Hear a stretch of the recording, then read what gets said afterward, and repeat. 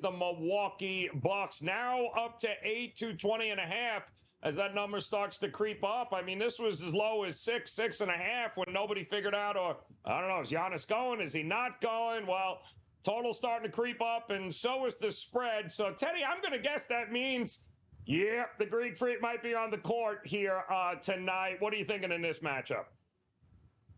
It's all maybes. You know, the Morant money that's come. You know, there was Lakers money, and there was Grizzlies money, and it's all maybes. Same thing with Giannis. He was upgraded from doubtful to questionable, and boom, the money pours in on the Bucks. If he warms up and his back's still hurting, the money will pour back in the other way. The over money's coming because they think Giannis is going to play, and I agree with the assessment that Giannis is an over player. I'm not looking to play this game over. You know, we saw Milwaukee essentially get embarrassed defensively in game one. You know, they gave up 60% from three, 60%, 59% from two. Miami did whatever they wanted all game, and that's not the Bucks' MO. And a lot of times you say, all right, this doesn't carry over from the regular season.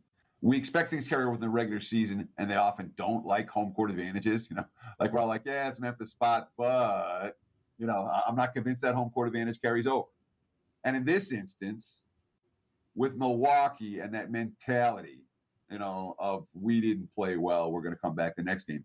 That is something I expect to carry over. So I can understand. I can only play under in this ball game. I don't think that the Bucks. You know, what's Miami's DNA? Their DNA is defense and it's slow pace, and I think that's the way tonight plays out. So look under in this. Wait, you're not counting on Miami going 15 of 25 from three and hitting 60% anymore, Ted? No, don't expect it. Not without Hero. There's no way. No Hero, no nothing. I mean, Skee. Do we get it's fair. If we get regression from shooting here, Teddy's got a point. Are we coming anywhere near 220 points, especially if Giannis doesn't play?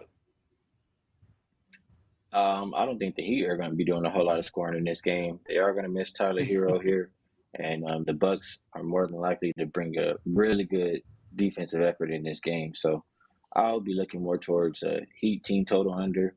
I think that's the best way to play it because I do think we see Milwaukee at least score in this one. This is one of those games where I do trust the home team to bounce back in game two.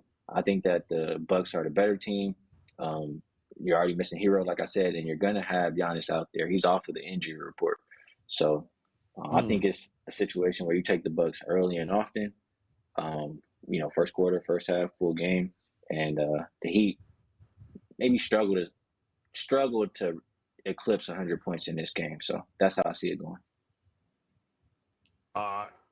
They still shot over 49%, Jay, Milwaukee, and still lost. They got 130 dropped on them. I mean, what were they, 11 of 43 from three? You expecting that many bombs away shots today from Milwaukee, or are they going to do a little better job of getting the ball inside here and getting some of those easy buckets?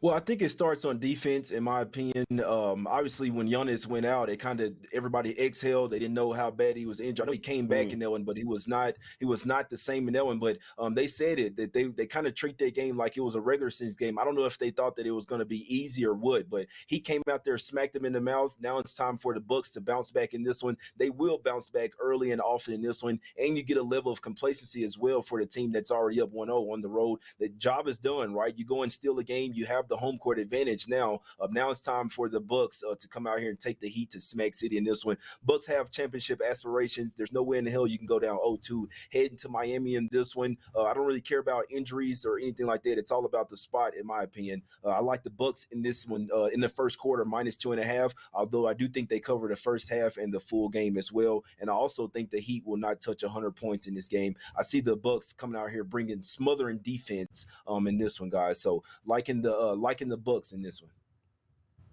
Liking the Bucks. All right, if Giannis doesn't go, Jay, or let's say he's limited, who's picking up the scoring? Are we looking at Holiday? Are we looking at Middleton? Who are we looking at to really take the reins here offensively? My guess would be Drew Holiday. He's done it all season. I believe they played 19 games without Giannis out there.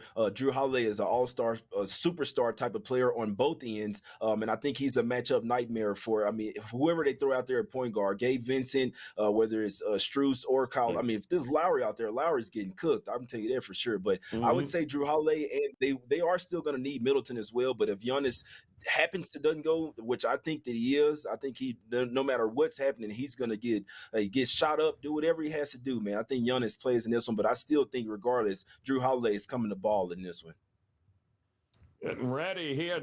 Can't go on the road and go 2-0 here, come down to Miami. So I don't want to say must win, but certainly urgency in Milwaukee here tonight for the Bucks.